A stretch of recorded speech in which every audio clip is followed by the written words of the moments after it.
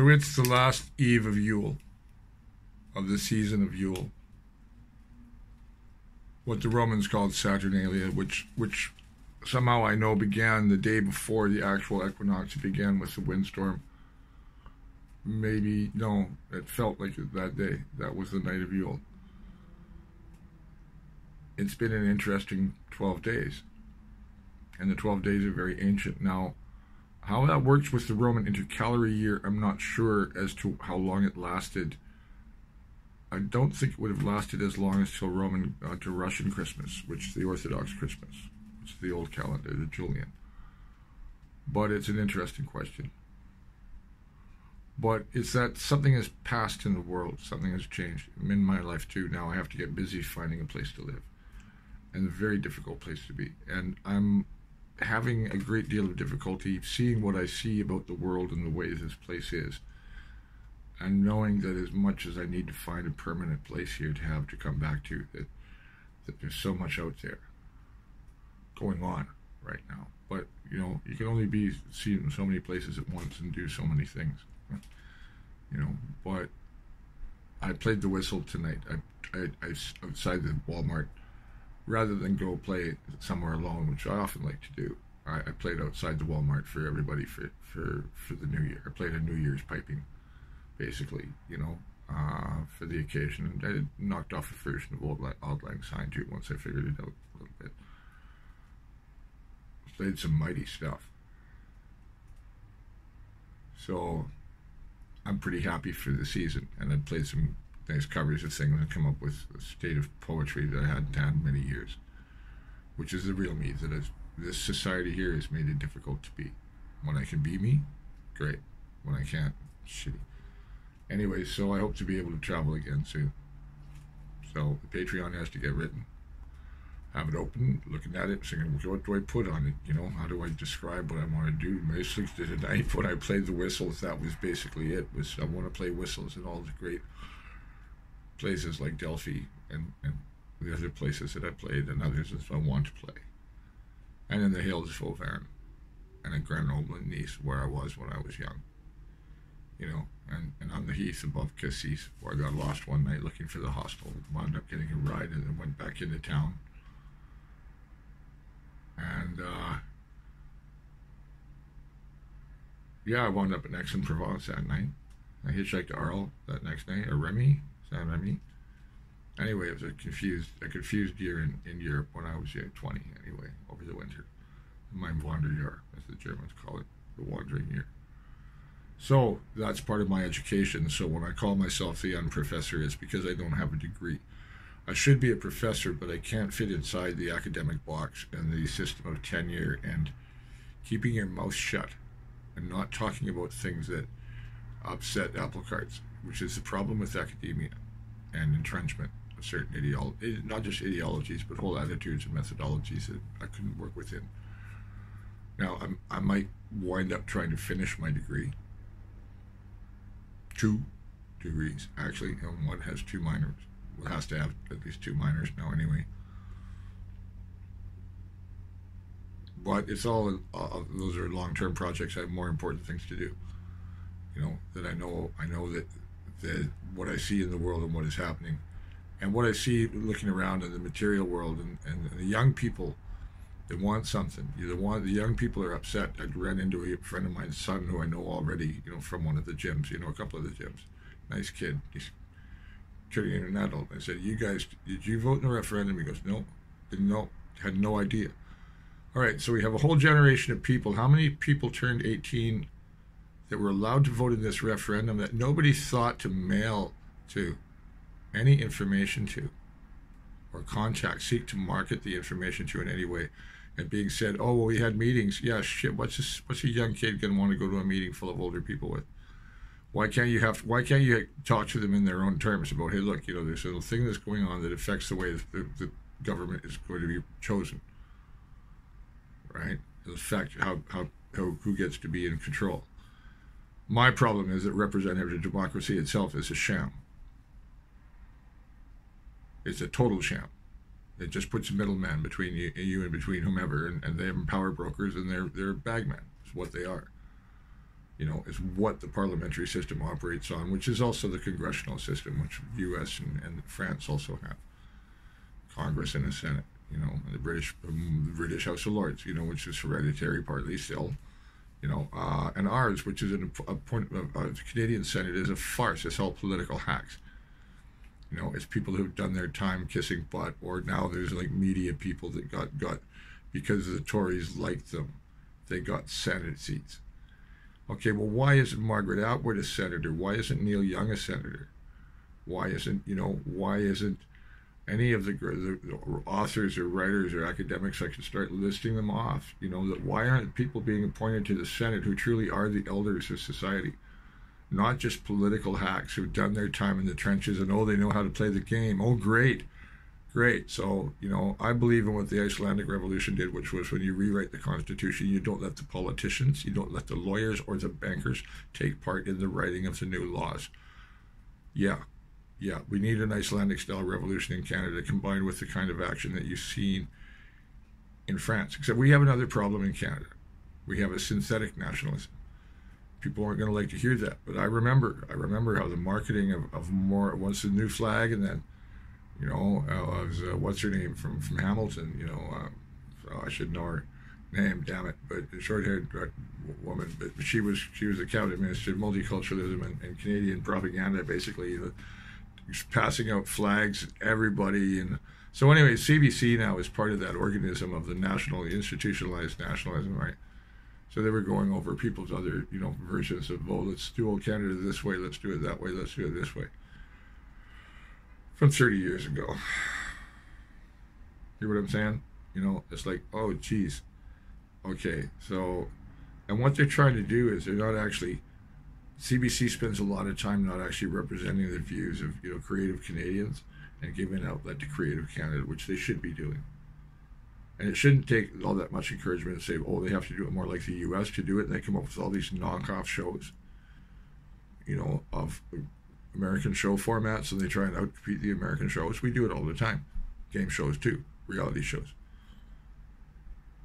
But is that all that broadcasting should be? Is a medium for commercial exploitation? Or should it be for community development? This really bothers me. So I guess this is part of why I'm now trying to get more focused with my vlogs about my whole intent here. Is that I want in Canada, I want to see open discussion of things that have been forgotten. Like the UTV, walk up, here's your dollar, say your piece thing, we have that now on the internet, but we have it's very controlled as to who gets to see what. Like when I post something on Facebook, only certain of my friends get to see it unless I tag someone or send it to them directly. And there's this whole, we shouldn't be sharing politics on it. This is the whole culture that's built into it. You think that's not all marketing designed to make you think that, you shouldn't be voting anything serious? Or when you do, you should only expect to be, harassed or whatever. Okay, well, why has the world gotten like this? Well, this is the whole problem with media. That we didn't use media to create a dynamic community. Like what started happening with people talking back in 1976 was all the cities across the country shared common experiences with the federal government and the problems with the bureaucracy. And it had a lot of common themes, including native rights. This was 1976, and all the white people were saying this. They wanted a fair settlement to get it over with for the people because they all cared for their neighbors. They all cared for, they knew them, a lot of them, It's not like we didn't care. And then same with Oka. There was this huge public tide of support for the Mohawks. And then through the 70s, Gustafson Lake you didn't even hear about, Seton Lake you didn't even hear about, Seton Portage, sorry, and other things, Lustig or whatever it's called, where the fracking thing has been in New Brunswick. You don't hear it outside the little compartments, and you didn't hear anything about the referendum, about what went on in the referendum here in the campaign, and all the bullshit that went on in the rest of the country. Because who owns the media? The same people who control the media in the rest of the country. That's why. So we're in a serious situation, political lockdown. It's difficult to get people to understand, So even in the fair vote groups, I'm getting people going, well, I don't understand, when I say that there's people that, the process, they say, well, we ought to open process, 100,000 British Columbians got heard from. Okay, well, out of 4 million, how many is that? There's about 4 million voters. And the voters list is about I calculated out today, it was 3.33 something, 3.31. million, right? So because I did a reverse percentage on 42% of the number that they gave for how many votes there were, and that was the number. It was 3.331 million. But the vote of this is only people who voted before. It doesn't include the people who turned 18 who didn't even know they could vote till they were 19 but could vote in this. So why didn't all that great process we had from 100,000 people even stop to think about that and say, well, what about the guys who, like, I have a bunch of friends that bang nails all day, building houses, concrete, iron workers, and they're working all day. And they can't go to take time off to go stand in a lineup to get a little thing for service at BC. Nor are they going to take the time when they get up in the morning and go to work early, and they got kids to deal with too, and the wife, right? Or the wife has to deal with men. It's the same story all around for all the younger people and the working people that don't vote because they don't want to vote. But they're not told about how important it is because the media makes them think that politics is all stupid and hostile. And all you hear is bullshit, which is all you do hear out of the media. You don't hear about the good changes that could come about. You don't hear about it because they don't want you to know, because they want to keep you thinking it's hopeless. You have to keep on staying in this same shitty system that we've got of all we're going to have is resource workers in this country. I've been to like countries that have modernized from being really primitive. I can start listing them. Greece, Thailand for starters. Greece had been pretty primitive. Mexico, now very modern, and more than you could believe. And people with Brazil, and America thinks it's special. Canadians think they're special. Yet there's people sleeping on the streets. They're excluding the young from voting by not just not thinking about them, but the mail-out was, they knew that this population of voters usually doesn't vote. And the mail-out is the kind of thing that, a guy going to work, or a woman going to work, or raising kids and shit, they're not going to have time to think about it or want to know about it. And the guys going to work, like the late guys that I know who are working like graveyards, which is like a Wal-Mart, it's not in the resource all the time.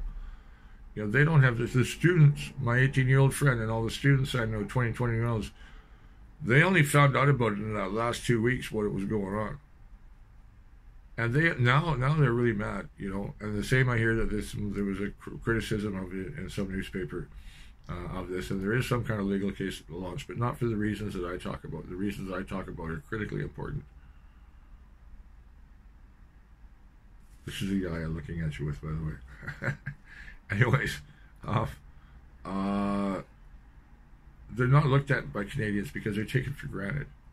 They say, well, they can't be bothered to vote. That's not their problem. No, it's our problem because they are the future. They're the people who should be making the decision for them and their kids. And the people who are only wanting to vote according to what their own property values and stock investments and old-time political biases and unwillingness to admit to new ideas. It's the same problem as the 60s. And this young generation that I'm meeting here in British Columbia, which is multicultural and multidimensional, mix of First Nation and all the new nations, and the traditional white nations here, which is, the blend, like me, it's always a blend here, that we're all Anglos, but the quote foreign element was assimilated before, it's assimilating now in the new generation. And they want something different than the shitty system that there is going on. And they know that European students get to go to school and get a check to go, not have to work a job while they go studying long hours and having to commute, pay for rent that they can't afford. In a society that doesn't care about anything and only wants to make a buck off absolutely everything. User pays is a noxious. User pays and shared use were two social credit mantras. And yeah, see what we've got to. Shared use meant that the mountains are stripped and the mining companies are out of control.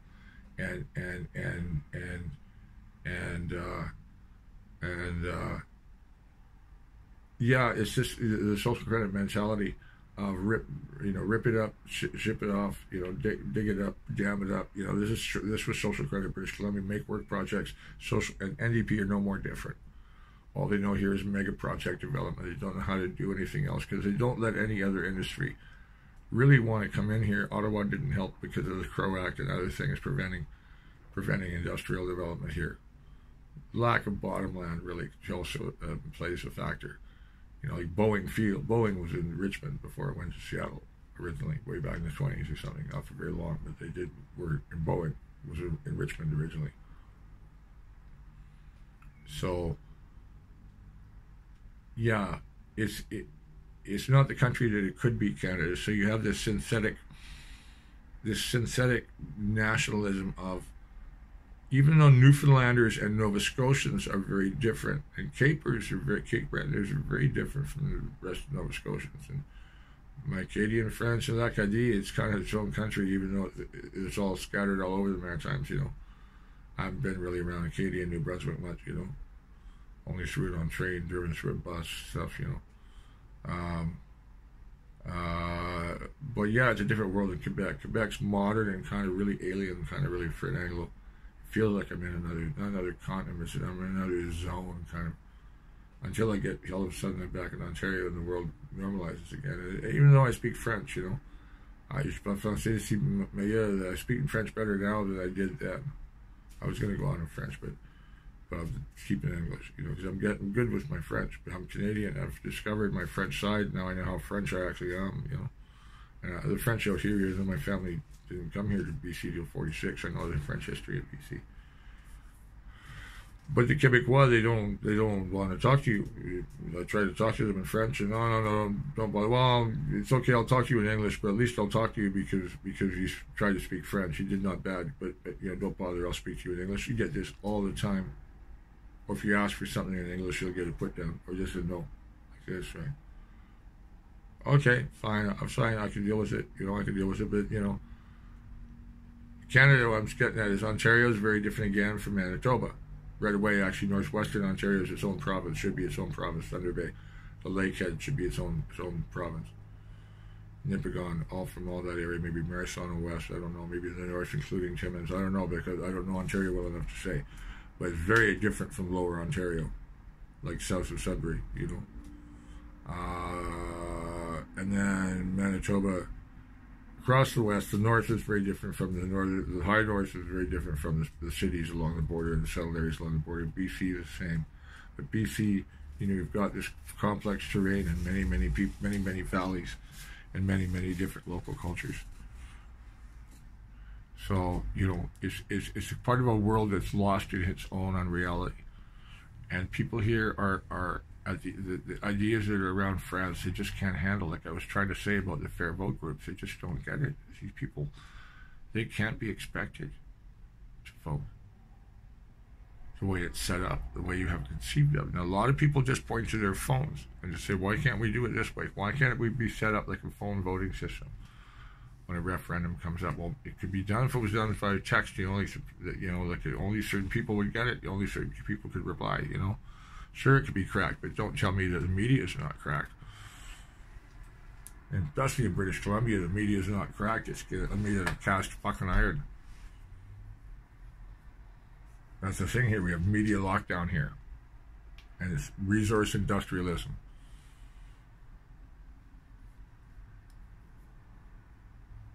I always come back to this in British Columbia. Now, I've realized that it can't be helped. That, you know, I'm preaching to the unconverted, that are not convertible because their whole lives depend on keeping things the way they are, the people in power. They don't want to give power to the young people, and the young people aren't strong enough to fight. I told them to wake up. I did with my friend in the market tonight, my 18-year-old friend. I said, your whole generation has to wake up about the history here. Not just the history, but what you're up against, what's going to happen in the coming times. Yeah, what's going to happen in the coming times? I don't want to get into it. Such a big topic. I'm glad I won't live to see most of it. Well, I may. You know, I may. So it's New Year's Eve. Here I am vlogging. I'm the unprofessor because I don't have a degree, but I should be teaching. So I've decided to teach online, and I teach in stream of consciousness. And certain other vloggers, you know, I've named them in other vlogs, but I won't here. They've inspired me to do this and realize that the kind of thing that I know is best delivered visually. And I'm unable at present to do videos, I don't mean videos, but with images and maps and things for the things I talk about, because I'll be talking about regional British Columbia history and sometimes world events or interesting ruins internationally, globally, or things to do with climate change. Yeah, maps. Maps, you need images. I can outline things, but if you don't know the place, I can outline things by memory, but if you don't know the place names I'm saying, well, it won't help you, you know. There are many mighty and dangerous things going on in this world. So I wish you all young people the best in this coming year.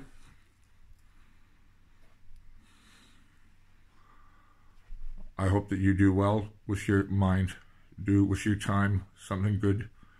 Love your friends, know about the world, learn about the world, and especially take an interest in politics, because the future is yours. People my age who own property and stuff, they don't see the world coming like you have to see it. And I know most of you see it, and you don't know what to do.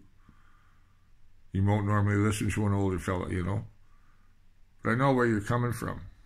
I know a lot about what you can see coming, that the people older than you don't want to admit to, or have vested interest in denying. That's the way it is. The thing is that there's enough of you, young people, to start, if you went into politics, or just started paying attention to politics, you could do a lot. You know, huge numbers of young people taking part in voting. Not just voting, but, you know, coming to campaign meetings and demanding campaign meetings and demanding questions be answered about what you want your politicians to be like. Don't listen to what the media tells you. Learn that the media are a political party. Media has not become what it could have been. This is media history. I'm speaking as a media historian, somebody who's you know, from the Adbusters mentality of and been around film and TV and advertising, and I know the mentality, the rationale. I'm taking my jacket off, so this is jerking. But you know, I wish you all a really great New Year. Now there's big things happening in France. I got to go sit down, eat my chips and dips and my pecan tarts and my chocolate milk and watch the universe unfold as it should on the streets of France, which might be really interesting. No, I know it's going to be really interesting. And, you know, the U.S., Canada, now I'm looking at Canada going like, well, you know, all our governments, you know, for as much as I can say about the U.S. pushing on Canada, the reality is that our colonial government is no better at all, especially in terms of the native people. And the reality is I can't see it resolving here in any way that's going to make anybody happy. And as I've said in other videos, there's this situation. Alaska's that way, Washington's right there, and it's like this, you know. It's always been that way. I'll do a whole video on that separately. But just the amount of interplay between the two countries, it's inevitable. And the American system, so much better. America, I wish you well. Happy New Year. My American friends who see this, who put up with all my ravings to get this far. I wish you guys well this year. Hope good things happen down there. I believe in the vibrancy of the American spirit, but you got a lot of karma to resolve, not just in the world, but domestically with the things you've done to the peoples within your nation. We're great peoples, all of them. The Hispanics, the Latinos, and the Native Americans, and the blacks, and the others. Islamic Americans.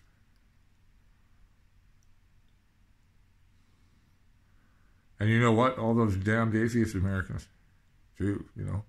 Now, what I am religiously, I don't know, I don't care. That's the whole point. People want to pigeonhole you by what you believe or what they say. Oh, he's a leftist. He's a right-winger, you know. If you can't pigeonhole you there, then you're a nutbar. See, that's that whole thing about, remember I was saying about why I couldn't be in academia? It's the same kind of thing. Here's a little box. like a shoebox. You have to fit this definition. If you don't fit this definition and you're outside it, then what are you?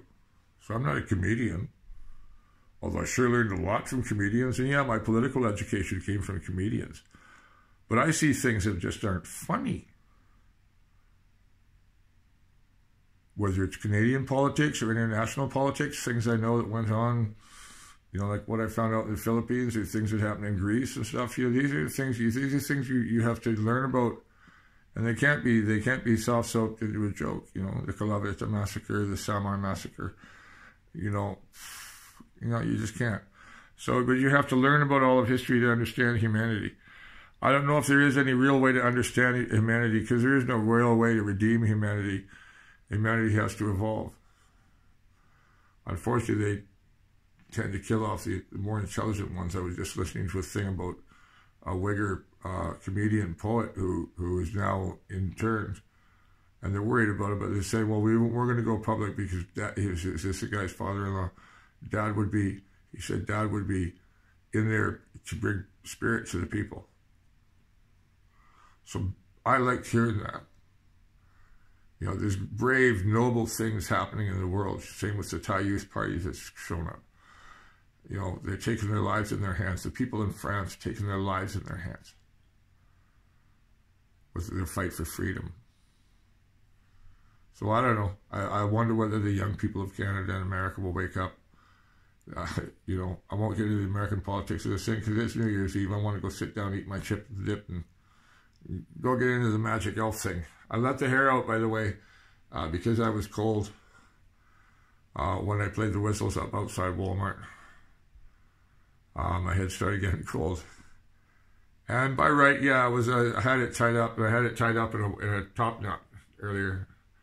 It's getting long enough for a top knot, so just a spiky one, but not spiky, but it's long, but it's stringy. But I had to let it out just to get my head warm. So I was sitting on the porch. I wanted to have it out. So not as thick as it used to be because I keep my neck trimmed. But yeah, it used to be like Lauren Bacall, they said. Anyways, Happy New Year's. The Unprofessor Mike Clevin, Skookum One Big Skookum, whatever. You know, I got to come up with another name and brand. You know, oh shit, do I have to do all that shit? There's another box I got to do. You see, you know, it's just media thing. You get into the media world, and you need to have the packaging to get the bucket sent, kind of, you know. You know, and I'm learning to focus my thoughts. No, not too well. It's New Year's Eve. You know, I just smoked a joint, obviously, for those who realize. If you didn't realize by now, then, well, you know. But pot is a muse for me. Pot allows me to see things and feel things. And when I play music like I played up my whistles tonight outside Wal-Mart, I can make anywhere sacred, including outside of Wal-Mart. Lord, what did I just say? Forgive me for presumption. I just know that I've done this in the darkest, coldest places, and I've brought the place to life. It's a magical gift. So I gave a magic to the people tonight outside there. I played some beautifully mighty things. So please listen to the music video also. And I said it in French. I said I'd like to play in the Auvergne. I'd like to play at Toulouse, where my few years dead adopted brother Jeff trained for the Foreign Legion before quitting. And back in Grenoble and back in Nice, Saint-Remy. And the Auvergne places I've never been to. I'd like to go to Brittany and find the places of my ancestors in Burgundy. I know now that I'm every bit as French as I am Norwegian. I've always felt Irish. I'm a Norwegian. My Norwegian cousins, they said I looked like a Finn, but I was the Irish side of me. Tall and fair, his mom's side. I don't know the French side. They really looked like. I have photos of them. It's another mystery world, like I found out about my Norwegian grandfather's whole mystery world there. So what's the world? What was his world? Now, what was my great-grandfather's world on that side? Very interesting question. And about them in Quebec and what he did in Quebec, I don't know. It's this family discretion thing that keeps you from knowing your own family's history in the New World. I don't care. But it makes it an interesting problem because I'd like to maybe, you know, go find out where they lived in France. So our cousins say, hey, You know, bonjour. Bonjour, je cuisine Canada. Anyways, Happy New Year. Happy New Year. I'm glad I learned to vlog, but somebody helped me tighten myself up. Thanks, Desiree Ellis. Sorry for that big burp. It's New Year's Eve. Desiree Ellis, thank you for the trim up. And I took it rad today. I got really serious with the I shaved it all up, all the way around. So I brought all my temples up. So that's why I was cold. It's like being bald. And I figured, well, hell, I'm Canadian, you know. There's guys around town here that have bald in this weather. Okay, well, what the hell? I thought I was keeping my head warm for the winter, but what the hell? And I did it mostly with electric, which was cool, because it's a hassle to do with the razor. Anyways, Happy New Year from the long-haired hippie freak. Long-haired hippie freak. Purple jive, you know. What was that? Long-haired purple, polka-dotted long-haired purple people eater or whatever, right? Long-haired purple people eater, Sasquatch, Clevin, Skookum One. No, it's a stupid name. Get another name, Michael, whatever. Somebody call me a name. Somebody call me a name, nice name, okay? Skookum One signing off. I'm the unprofessor, trying to be silly on New Year's Eve, or trying to get his jacket off and go sit down, have some chip dip. Happy New Year, Bonne Nouvelle Année, Gott Nytt År. I can't remember it in all the other languages right now. Feliz Nuevo Año. Bonne chance à Peuple de France. À demain. Ça commence already. Sorry, it's already started. What's happening in France has already started, so I'm going to sit down and try and find some live feed. Okay, so anyways. Bonjour, bonsoir, bonne nouvelle année, Happy New Year. Happy New Year. Let's see what 2019 holds in store for this crazy world. I think it's going to be even crazier. And what's going on with the Earth is going to get a lot more serious. These summery days in the midwinter, not summery, but they weren't very typical. This whole Yule, the 12 days of the Saturnalia, basically, the intercalary days. It was not last year, it was not next year. But now it's been so warm that there's big snow up north. So there's going to be floods, but there's going to be fires like we've never seen. And I don't see something big is going to happen with the ice. It might happen this year. I mean, the ice meaning, I mean Greenland. And I mean the West Antarctic ice sheet. If they go, yeah, well, it won't take very long. Anyways, you'll see what I mean. I don't know if that's a forecast. I'm not predicting nothing. I just know it'll eventually happen, but it's happening much faster than the scientists are letting anybody know. Oh, no, they're not exactly. They're being cautious about saying anything. That's really what it is. Some just, like the methane problem, it's just like shake their head. Just shake their head. Okay, kids, this is for you young people. I hope you heard all this. I'm scary as hell when I start talking about the hard truths. So this is why you need to study science, business, economics, politics. You need to bring this problem to a halt. You need to change the world because it's your world. And the people who just shut you out of the referendum, it's not going to be their world. And their money is as imaginary. It's just imaginary. Money is imaginary. And possessions bring suffering. What do you think war is? Skookum One signing out.